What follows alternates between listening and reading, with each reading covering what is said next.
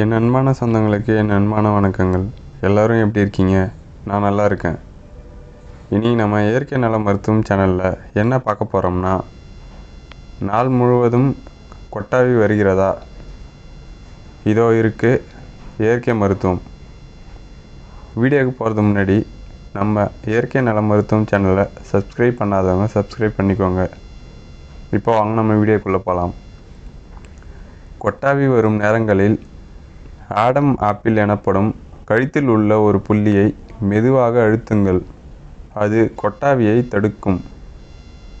அடுத்தது, உங்கள் நாற்காலியில் சாய்ந்து உட்கார்ந்தால் கொட்டாவி வருவதற்கான வாய்ப்புகள் அதிகம். எனவே நேராக நிமிர்ந்து உட்காருங்கள். அடுத்தது, சிலருக்கு காலையில் எழுந்ததிலிருந்து கொட்டாவியாக வந்து கொண்டே இருக்கும்.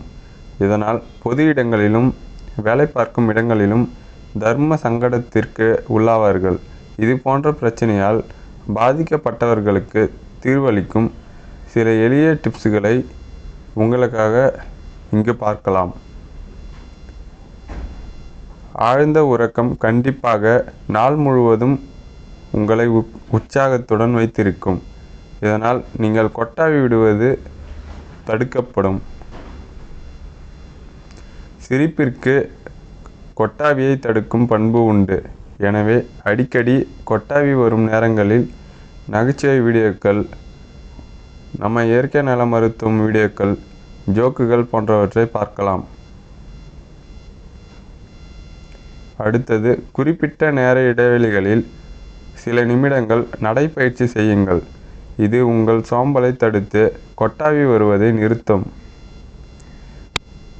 அடுத்தது, கொட்டாவி வரும் நேரங்களில் குளிர்ச்சியான தண்ணீர், கோல்டு காபி, தயிர் போன்றவற்றை அருந்தினால் உடல் சூட்டை தணித்து கொட்டாவி வருவதை தடுக்கும். அடுத்த முறை, குறைவான ஆக்சிஜன் இருந்தால் கொட்டாவி அடிக்கடி வரும்.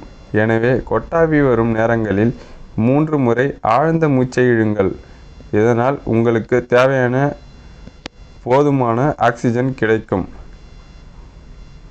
இதேபோல் பயனுள்ள தகவல்கள் தினமும் காலை 10 மணிக்கு உங்களை வந்து சேர இயற்கை நல மருத்துவம் சேனலை லைக் பண்ணுங்கள், கமெண்ட் பண்ணுங்கள், சப்ஸ்கிரைப் பண்ணுங்கள். இந்த வீடியோ உங்களுக்கு பிடித்திருந்தால் என் அன்பான சொந்தங்களுக்கு என் அன்பான வணக்கங்கள்.